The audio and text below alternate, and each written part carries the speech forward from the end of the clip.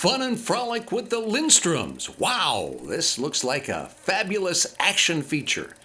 I'm Ray Lindstrom, and this is another of my series of Family's Home Movies. And right there's my wife, Diane. This is 1970, and she's holding her two pumpkins. And right there is Barry, my son. He's about 4 years old. And Karen, the little bunny, she is about 2 years old, okay? And it looks to me like we're in the throes of Halloween. Yes, I think everybody's about ready to go out trick-or-treating tonight in Scottsdale. We live at 6537 East Cypress Street in Scottsdale, in a little home, our little family there. Diane and Karen and Barry and Ray. And here we are in the backyard. Barry's running around, acting like a football player. And Karen is running around and acting like a cute little pink bunny. Oh boy, we're in for some good fun tonight. We're going to get lots of candy, enjoy ourselves, and we're going to get stomach aches, and it's going to be one whale of a good time right here. These are home movies that I took from many long years ago. What is this? Oh, TV star Barry. Well, what do you think about this? You know, this was the time that I was working at Channel 12, KTAR-TV, the NBC affiliate in Phoenix.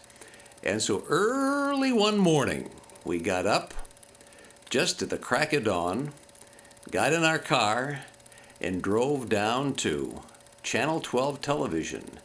And you know what was going on there? Well, I tell you what, Barry's all slicked up and looking great because he is going to be on television. That's right. He's going to be on the TV show Romper Room. Ooh, and there's a nice car. Do you know what that car is? I think that's a 1965 Pontiac Grand Prix, if I'm not mistaken. There we are. Now we're in the studio. You can see those big old color cameras here for Romper Room featuring Miss Joanne. So she's going to come out, and there are all the good doobies. And you see immediately to her left, or right there, a nice-looking kid with the blonde hair and the red shirt. That's Barry Lindstrom. He's 4 years old, and he is a TV star on Romper Room. And that's what we're watching right now. This, I think, was on at early in the morning, at 7:30, something like that. This is Joanne Smithbaker, who was Miss Joanne. And she hosted the show with all the kids, and I think most of the kids who were on today were kids of the various employees of Channel 12.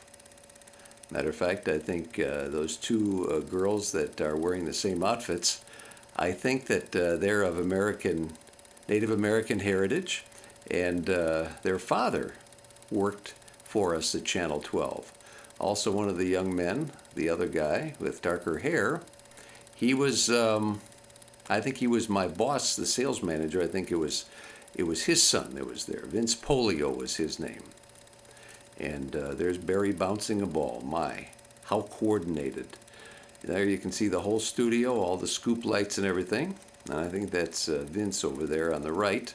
Oh, we even said prayers in those days. Hey, that's really nice. Yep, we thank God for our food and for the good milk and lollipops. And oh my gosh, this is right before Christmas, so who should make an appearance on Romper Room but Santa Claus? Of course, he's going to be there, and he's going to put Barry on his lap, and he's going to say, Barry, what would you like for Christmas? And Barry's going to say, well, I'd like a new car, 2 ponies.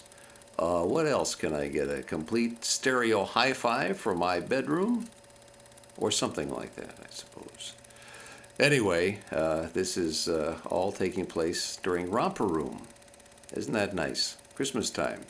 There's your free gift. Is that all I get? Wait a minute, what happened to the car? Aren't I supposed to get a car? This was the end of the show, and they invited everybody who was there to come up and say hello. I think this is Santa Claus demanding respect and telling everybody to be good at this point. We're all going to raise our hands and promise that we're going to be real great and everything's going to be fine and we're going to be good boys and girls for the coming year. But then everybody got in the action, and look at even my daughter Karen. Look at that. Hi Karen, how are you? She even got in the scene there, right in front of Barry. Look at that little blonde girl. Cutest thing there, isn't she though? Yep, that's my daughter. She's about 2 years old. Right there, right on Romper Room, on television. Now I think we're getting ready to see more of Karen and some of her antics, as it were. I think we have a title here somewhere along the line. Probably on this picture. If I remember, Karen is 2.5 years old. Now, if she was born in November, so this would be around April of 1971, wouldn't it? I think so. And we're still in the backyard at 6537 East Cypress, but I think we're just getting ready to buy a new house. Ooh, Daddy's doing real well at the TV station. He's selling lots of airtime. Oh boy, and it's time to move. There's Mom over there. Yes, encouraging her daughter. And Karen is a happy little girl. And there she is. Climb up those stairs, Karen. Go ahead. We're not worried about you. We know you're not going to fall. If you're going to fall, I'll be there to catch you. Don't worry about it. Oh. Yeah, that's a lot of fun, isn't it? It sure is. Yep, the backyard at 6537 East Cypress in Scottsdale. And like I said, I think we're getting ready to make a move here pretty soon. We'll be moving to North Scottsdale. But I don't hate to get ahead of myself here because I will ruin the suspense of this fabulous movie. Ooh, we hate to let anybody know what is going to happen ahead of time. You know, this is just one of a series of home movies that I took in a time period from 1956 to 1980. I started out when I was 15 years old with a regular 8 movie camera. And there are some of those movies we have. And then I got a fine movie camera here. This is my Bauer movie camera that I got in the late 60s, and got a nice zoom on it. Takes real quality pictures. Here's my daughter pushing her little carriage, and I wanted to get a picture of her. And so I would tell her, I would say, okay, I want you to smile. She didn't really know what the word smile meant. She thought it meant to blink her eyes. So I would keep on saying, come on, Karen, smile. But she liked to blink her eyes instead.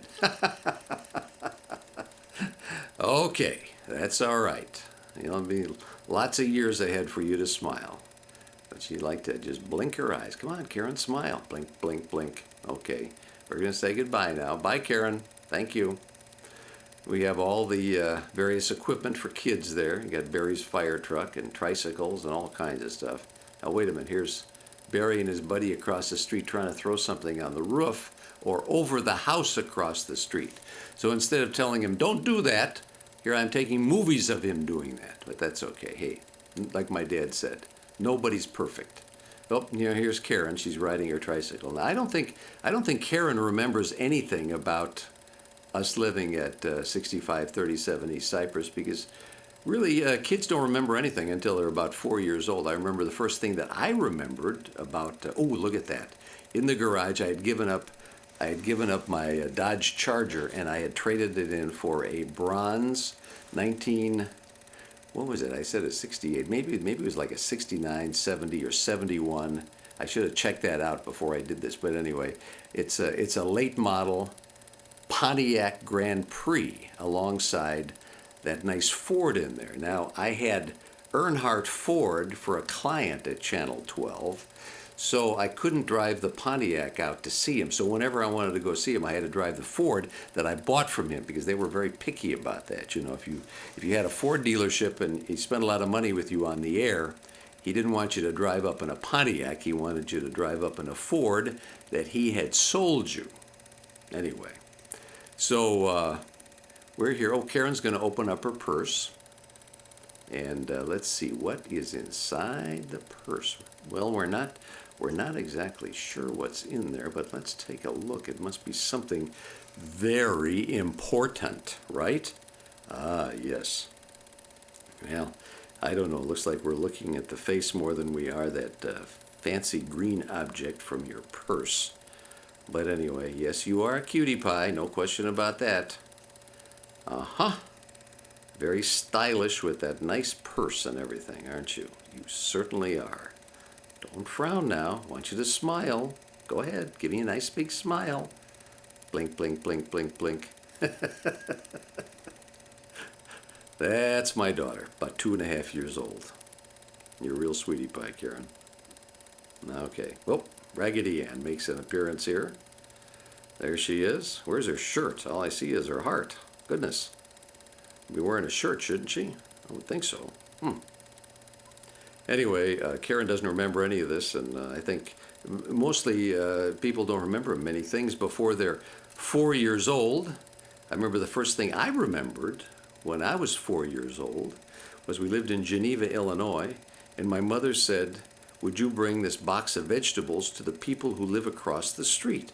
And for some odd reason, that was the first thing that I remembered in my life, was bringing a box of vegetables to the Wyatts who lived across the street. And the Wyatts were, there's my son Barry and girl Karen. They're having a bath together, which Diane always engineered. Saved on water, I think. Made it a lot easier for everybody concerned. Anyway, the Wyatts who lived across from us in Geneva, Illinois in the 1940s, and the father was the brother of Jane Wyatt, who appeared on television in Father Knows Best. Remember that? Of course. TV star Barry again? Wait a minute, what's he on this time? Holy cow. Oh, brother. There was a new place in Phoenix called Big Surf. Actually, it was in Scottsdale. It was just opening its doors. This is in 1971. And there's Pat McMahon, and he's doing a commercial. I was in charge of getting this thing made. This was a commercial we were doing at Channel 12 in Phoenix, the place where I worked. And there is Barry in the commercial. You see him sitting at the table because they're talking about have your next kid's party at Big Surf. There it was. There's Big Mike Flynn over there on the right side and other assorted TV people that are trying to organize this thing. And we got all the kids with their hats on and everything, and all the mothers. And there's Diane. Hi, Diane. See, she's wearing the striped outfit there. And a bunch of other mothers that were there, probably some friends of ours. And then afterwards, everybody got to play in the water. Big Surf. And I bet you any money that Karen's there somewhere, too. Sure. So that was a minute commercial that they did, and that was with Pat McMahon in 1971. Pat was the disc jockey in those days at KRIZ Radio, and but he was always a great television personality, and he did a terrific job on that commercial. Big Surf when it first started in Phoenix. Wow, there's Diane.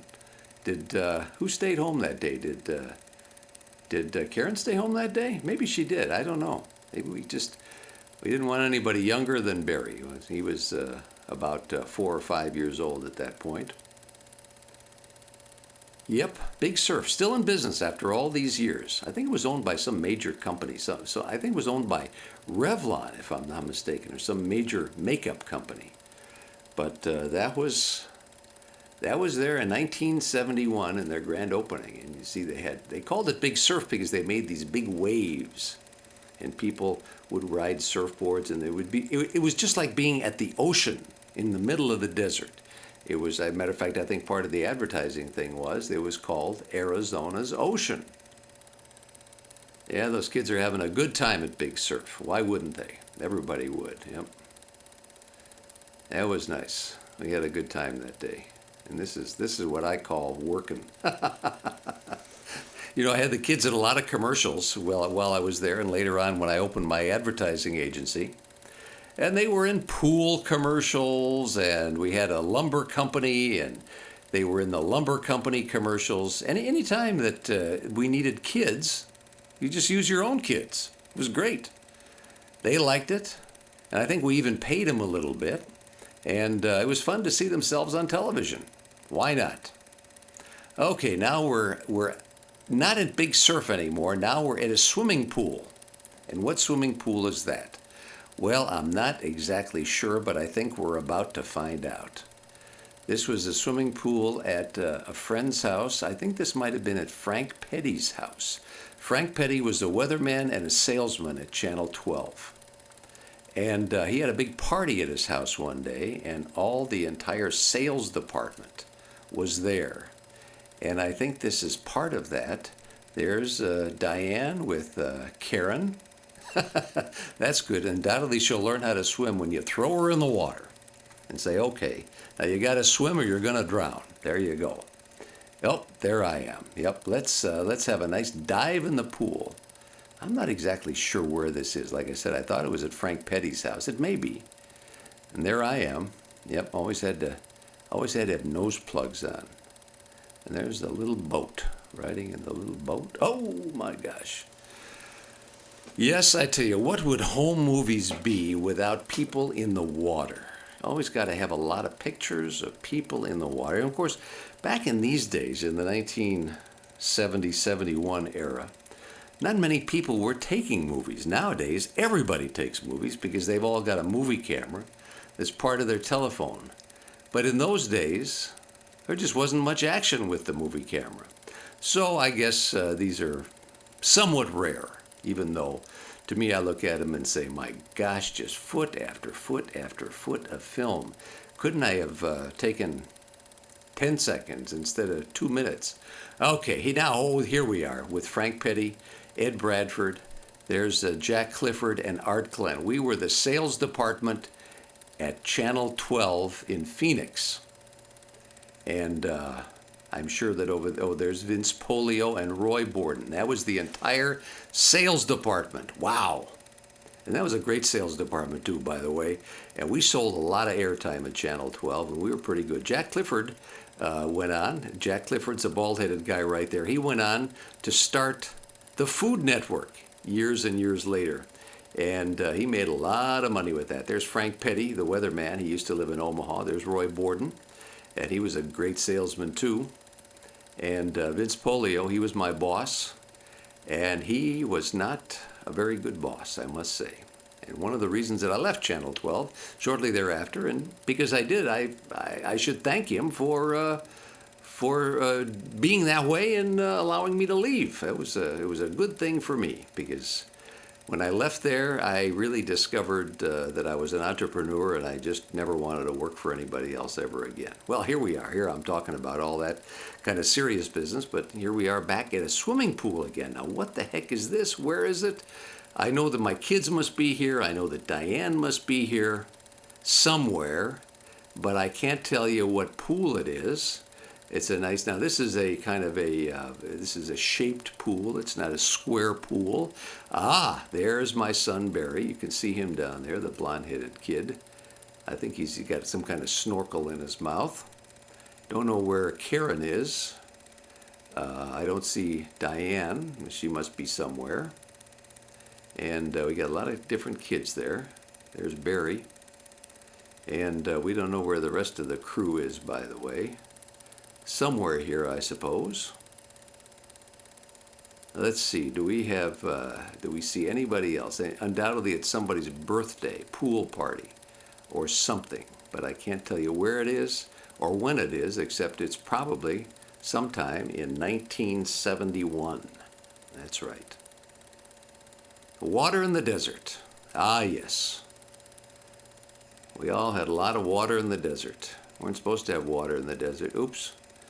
What happened there, Barry? And I'm sure that over there are some mountains in Scottsdale, I think. And there are mothers and kids. That's what you got. But where's Diane? We don't know. Maybe she's going to school that day. I know I'm operating the camera, and Barry is there, and who everybody else is, boy, lost to the ages, my friends, lost to the ages. But you want to know what? They're all grown up, and these kids are probably all over 50 by now. And the mothers are all probably fairly old. Ooh, now, guess what? We decided we're going to buy a place out in North Scottsdale. And so we found a place, and there it is. See that place with the 4 arches? This is a 4,000 square foot home, and it's in Equestrian Estates. You see that? Beautiful home, just being built for us. And it cost get a load of this. It cost $42,000. We just moved from 6537 East Cypress, and we're moving into this house we paid $21,000 for that other house. Now we paid double for this one. This cost us $42,000. I looked at the internet, and the last time this house was sold, sometime around 2010, it was sold for $750,000. Whoa, mama! I tell you, house prices have gone up, no question about it. And you could have horses here if you wanted. It was on, I think we had a couple acres, if I'm not mistaken. But it was a real nice place. There's Barry and Karen and Diane, and they're checking out the brand new accommodations. We were only 2 blocks from Cocoa Paw School, too, as a matter of fact. But there it is, 6420 East Gary Road, one of the first places there, and that's still there, as a matter of fact. You'll see on the left side of the house, see that little tiny cholla? Well, you can't see it now, but anyway, it was over on the left side of the house, and if you go by that house today, right there, see it right behind that ocotillo? That thing is absolutely huge, and they take a long time to grow. But you got to remember, this was in 1971, so that was like 45 years ago. Holy cow! There's my daughter, and I think we're getting ready for a birthday party, if I'm not mistaken. This may have been Karen's birthday in November of 1971. How about that? And all of her girlfriends are here. And my gosh, they're just having a ball here in the backyard. Now, we haven't really landscaped it or done a lot with it yet. But eventually we will, and we'll have a pool put in and all that sort of thing. And I'm still working at Channel 12 television, too, as a matter of fact. And those are really good days. And I sometimes, you just kind of forget how good you had it back in those days, 1971, there's Brother Barry saying, "What are all these girls doing here?" And we had all the girls drew pictures of their classmates and everything. And there's I think I see Julie and 2 of the Erickson girls, if I'm not mistaken. Yeah, Julie Ellis is there. And there's my daughter. Yep. And so let's see, in November 1971, that's her 3rd birthday party. Absolutely. Wow. We call it Fun and Frolic with the Lindstroms. This is our backyard. This is out in North Scottsdale, just about, I would say, 6 blocks north of Shea Boulevard and west of Scottsdale Road. We're not far from 64th Street. And it was nice out there. You'd have horses, dogs, everything you wanted. Big area, nice people. And we're just going to have some fun at Karen's birthday party. Well, this is called Fun and Frolic with the Lindstroms.